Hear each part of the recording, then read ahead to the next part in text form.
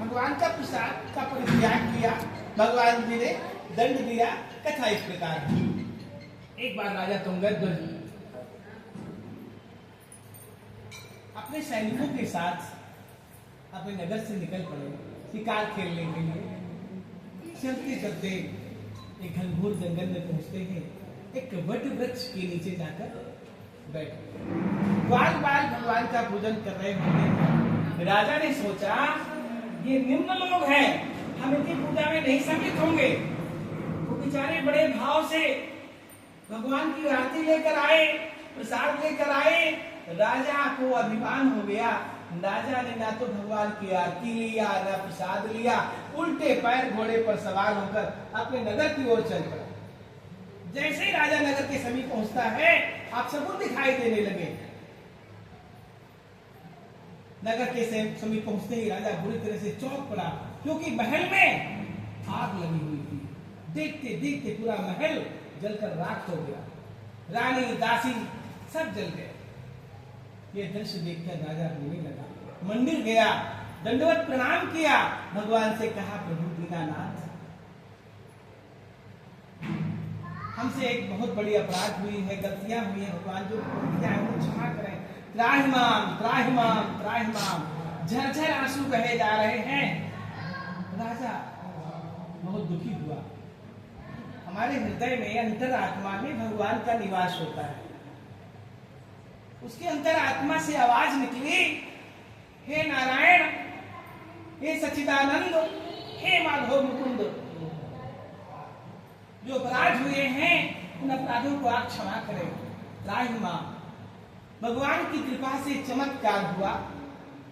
उस राजा का महल पूर्व की तरह प्रकट हो गया। महल में रानी दासी सकुशल मिल गए। दीर्घ काल तक राजा तुंगध्वज भगवान का पूजन पाठ करता रहा। भगवान की कृपा से कभी राजकोष में कोई कमी नहीं होने पाई। ये कथा अमृतदायिनी है, शोक आदि का दमन करने वाली है, धन धान्य को बढ़ाने वाली है। जो मनुष्य मात्र संकल्प लेता है कि हमें भगवान की कथा सुननी है, उसी क्षण से उसके दुख दूर होने लगते हैं, क्योंकि भगवान जी का नाम है करुणा सिंधु महेश्वर।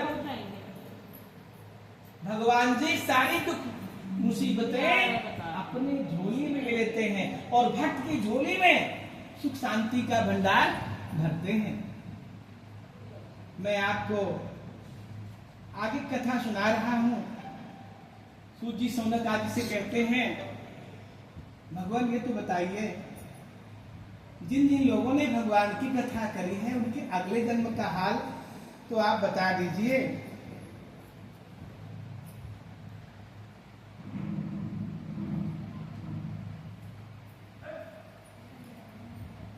जिन जिन लोगों ने पूर्व जन्म में सत्यनारायण का पूजन किया था, उनके दूसरे जन्म का वृत्तांत मैं आपको सुनाता हूँ, ध्यान से सुनिए।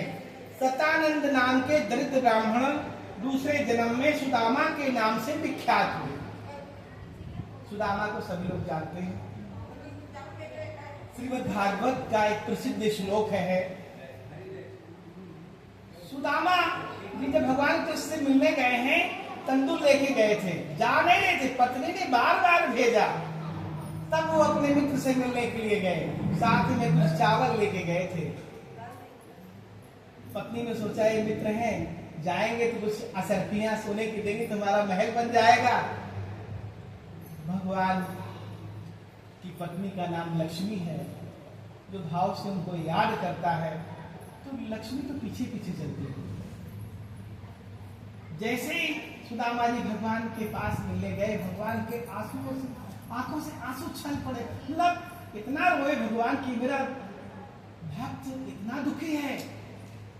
देखिए ये बात सत्य है, जब बेटा रोता है तभी माँ दूध पिलाती है। जब आप भगवान के शरण में जाएंगे तभी भगवान आपके सारे कष्ट को दूर करेंगे। भगवान ने सुदामा जी को एक मंत्र दिया था चलते समय। आज पूर्णिमा के शुभ अवसर पर वो मंत्र आपको मैं सुना रहा। इस मंत्र का प्रभाव है, जो इस मंत्र का स्मरण करता है, श्रवण करता है, चिंतन करता है, ध्यान करता है, उसके घर में क्लेश भाग जाता है, दुख भाग जाता है। वो मंत्र है, सुदामा जी कह रहे हैं कान में, प्रभु मैं जा रहा हूँ, मुझे अपनी भक्ति दीजिए। तो भगवान कृष्ण ने कहा सुने सुदामा, तुम कुछ लेते जाओ। तो भगवान की आज गुरु पूर्णिमा है, सुदामा जी ने भगवान से क्या मांगा? भक्ति मांगा। भगवान ने क्या दिया? दिव्य मंत्र दिया उनके कान में और कहा सुदामा कृष्णाय वासुदेवाय हरे परमात्मने प्रणत क्लेश नाशाय गोविंदाय नमो नमः। ये मंत्र दिव्य मंत्र है। भगवान से मित्रता करते हुए सुदामा जी अपने धाम को चले गए। भील जात के लकड़हारा दूसरे जन्म में श्रृंगवेरपुर का निषाद राजा हुए। भगवान के रूप में अवतरित महाराज रामचंद्र जी को वनवास काल में गंगा से पार उतार कर स्वयं भी सिंधु से पार हो गए। उल्कावत नाम के राजा अगले जन्म में राजा दशरथ के रूप में जन्म लिया, जो रंगनाथ जी की भक्ति से मोक्ष को प्राप्त हुए। साधु नामक वैश्य दूसरे जन्म में धर्म धुरीण मोरध्वज नाम का राजा हुआ। मोरध्वज कथा तो आप लोग सुन चुके होंगे, कहें तो संक्षेप में सुना दे, नहीं आगे बढ़े, क्योंकि सब लोग बड़ी देर से बैठे हैं, सभी लोग कथा जानते हैं। हम संक्षेप में 2 लाइन में सुना देते हैं। देखिए, मोरध्वज बड़ा प्रतापी राजा था। एक बार भगवान कृष्ण जी अर्जुन को लेकर के मोरध्वज की भक्ति की परीक्षा लेनी चाहिए। मोरध्वज के दरबार में जाते हैं, कहते हैं मोरध्वज, भगवान कृष्ण जो है, अर्जुन शेर थे और भगवान कृष्ण जी शिकारी थे, भेड़िया थे। कहते हैं राजन, मेरा शेर 3 दिन से भूखा है, इसकी भोजन की व्यवस्था कराइए। मोरध्वज तो बड़ा दानी राजा था, महाराज हम तत्काल कराते। कह नहीं, शर्त है। क्या शर्त है? क्या शर्त ये है कि आपके बच्चे का मांस मेरा शेर खाएगा। मोरध्वज ने कहा ठीक है, बच्चे से पूछ लें। बच्चे ने कहा पिताजी शरीर आपका दिया हुआ है, आप चाहे जहां इसको अर्पण कर दे, कोई दिक्कत नहीं। भगवान ने कहा एक शर्त है, आरा चलेगा सीधे और दाहिने अंग का भक्षण नहीं करेगा, बाएं का करेगा। और अगर किसी अंग से आंसू छलके तो मेरा सिर नहीं खाएगा। अब देखिए, जैसे आरा चलने लगा सर पे, तो दोनों आंखों छलक पड़े। और उन्होंने कहा, भगवान ने कहा ठहरो, अब मेरा सिर नहीं खा सकता। फिर क्यों? तो बेटा ने कहा पिताजी ये शरीर आप ही कर दिया, ये तो पुण्य के काम जा रहा है, ये बेकार इसलिए रो रहे हैं।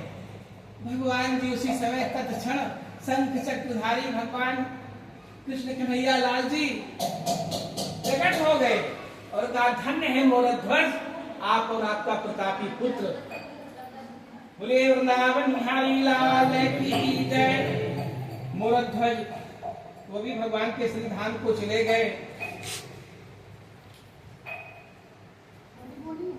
तुंगध्वज नामक राजा दूसरे जन्म में स्वयं भी मनु हुए, संपूर्ण भागवत कथा को सुनाकर परम गति को प्राप्त हुए।